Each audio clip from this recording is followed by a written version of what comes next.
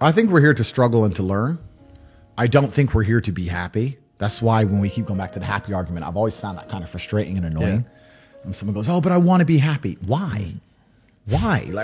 Why do you want to sit there and laugh like you were happy your entire childhood? That's your happy days. You're allowed to be happy as a kid. Finished. It's all over now, right? You're a man. You have responsibilities. I think we're here to do important. Provide, protect, and we're also here to do important things. And important things are going to be difficult, and they're going to be hard, and you're going to get frustrated. But that's what gives you purpose. I don't see anyone who's chasing happiness. I think that's a very feminine frame. I understand why some women just want to be happy. I don't know how it feels to be a girl because I'm not one. But in my experience, I know women who just want to be happy. Yeah. Girls just want to have fun. Fine. But you're a man, right? And if you're a man, then it's absolutely an utterly different experience of life. I think we're here to struggle. I think we're here to endure pain. I think we're here to just see how hard we are to kill. I think that going through terrible things and living through them and coming out the other side is one of the most fantastic things about being human. I think that it's almost like once you understand what life is really about, there's no emotion which isn't enjoyable. The only emotional state which can be seen as detrimental is feeling nothing at all. But if you're sitting at home and you're feeling truly heartbroken, at least you're feeling something, right? And I think that's the whole part of being human. I think we're here to struggle. I think we're here to go through pain. I wake up each day and go, what can I attack? What problem can I solve? And look at history. Why did Genghis Khan wake up and want to conquer the whole world? Why did Napoleon conquer the world? Why did Alexander the Great conquer the world? You just wake up and just say, give me this, give me that. I want all of it. I need to, there's an army there. They're really big. We're better. It's intrinsic. You need to go and conquer. That's the purpose of life. God created us to learn and understand ourselves and understand other people and understand the world. And what did I say earlier? I said that you don't learn a lesson or you don't appreciate something without pain. So you have to struggle to learn anything. There's only two ways to learn things, the hard way or the harder way. If you're smart, you can learn the hard way.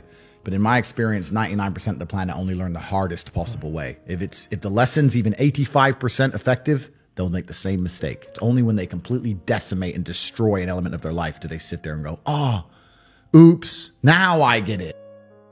I don't believe in the societal paradigms in which they have tried to construct this idea of happiness. I don't believe or subscribe to the way that happy and sad is currently understood by the masses of the population. I think if you are anything less than absolutely distraught, you are happy. You're a version of happy.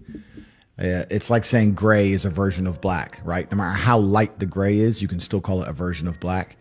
And unless you've gone through an event, which hopefully doesn't happen too often, like the passing of a family member or something that's truly destructive and detrimental to your mindset, besides these events, which hopefully only happen a few times in your life, you should be happy. If you're not crying or paralyzed in silence due to the absolute magnitude of a detrimental circumstance or the absolute magnitude of a negative event, then you are a version of happy. So I am always happy is the short answer. I don't believe in not being happy. I don't believe in not saying to myself I'm happy. I'm always a version of happy.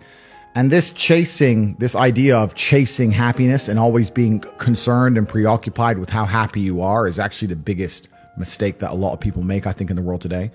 Especially men who wake up and go, oh, I don't really feel happy, so I need to get happier. And that's how they end up down a hedonistic path of drugs or alcohol or gambling, chasing pleasure.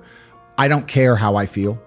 I don't care if I feel happy or sad. It doesn't really affect what I do each day. I do the exact same things. I act the exact same way. I don't care. I don't put weight to the significance of the emotion.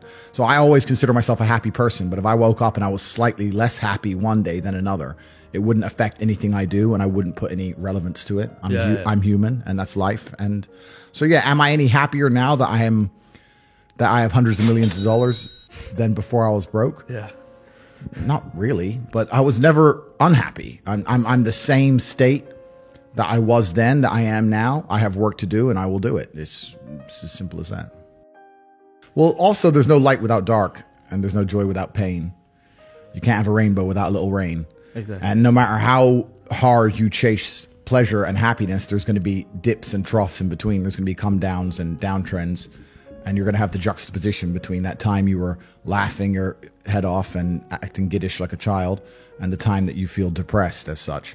And I think it's much better to just adopt a very disciplined, stoic mindset, I'm always the same base level of happy regardless. If I lost all of my money today, I would be the same happy. If my net worth quadrupled, I'd be the same happiness. Yeah. As long as I'm alive, which is a struggle, unfortunately, in the current climate, but as long as I'm alive and the people I care about and love are alive, and as long as God gives me the honor of doing my duties and providing for the people I care about, as long as I get to wake up and know that there's a whole bunch of people in the world who need me and I get to work hard to please them and do good for society and good for the world, then I'm a vessel of God and I'm happy enough to survive. That's all I look at it as. I don't ever consider how do I feel. That doesn't cross my mind. I have things to do. I have things to do. You're too busy to think about that. I'm too busy. I have things to do every single day. I have very important things to do, and how I feel really is not going to affect how I complete those tasks. And when I speak to men, they say I'm unhappy or I need to be happier. I think that's absolutely the wrong frame of life. You're a man, you have duty, you have honor, you have things you should be doing regardless of how you feel. And the people who are perma-obsessed with happiness or sadness, I just think it's the wrong paradigm to view the lens of life. I think you should get up and do what needs to be done. And me being positive in and of itself is also a threat to the establishment, because they don't want people to be happy. They want you to be semi-depressed and sad and miserable, because when you're sad, you're self-obsessed. You're distracted and you're self-obsessed. When you're sad, you're sitting at home, me, me, me, me. It makes you very selfish. You don't care about your community when you're sad. You don't care about your country when you're sad. You don't care about the injustices of the world when you're sad. You don't care about trying to actually go and make the world a better place because you're too busy thinking about yourself. So they want you miserable, semi-depressed, sad, unhappy, so that you can sit at home and accept them doing whatever they want to the planet and other people without ever talking or standing up or doing the right thing. If you're happy and motivated, you're going to be far more likely to fight against injustices. So the fact that I have mass influence and I can just make people feel better is a threat to them. They don't want me to make people feel better. They talk about men's mental health and pretend to care, but when I come along and genuinely help and stop people from committing suicide, they delete me. They don't want that. They want everybody semi-depressed. They want you miserable. They want you distracted so that you're too busy crying your eyes out in a room somewhere or sitting in deep thought, worrying about this girl who left you so they can just continue to run the world. You're never going to be truly happy in your mind if you go against the teachings of God. I don't care how much money you make. If you're a bad person, you're not going to feel happy. I don't care how much money you make. If you snake people or lie to people or do bad to people, you're never going to feel happy true deep in your heart. True in your heart, we're intrinsically designed to do right and do good. And that's something that God gave us. And when you have that, you understand that that's more important than anything else. So these people who are up here promoting degeneracy, saying, you know, take Percocets and bang girls and drink vodka and you're going to be, you know, going to be great. I drink. I'm not saying I don't drink, but that's not my message. And those people are never truly happy, and they're trying to purport that and convince people to do the same so that the whole populace is never truly happy. And like I said, now we go in circles. We've already discussed why they don't want us to be happy. Exactly, so that's why.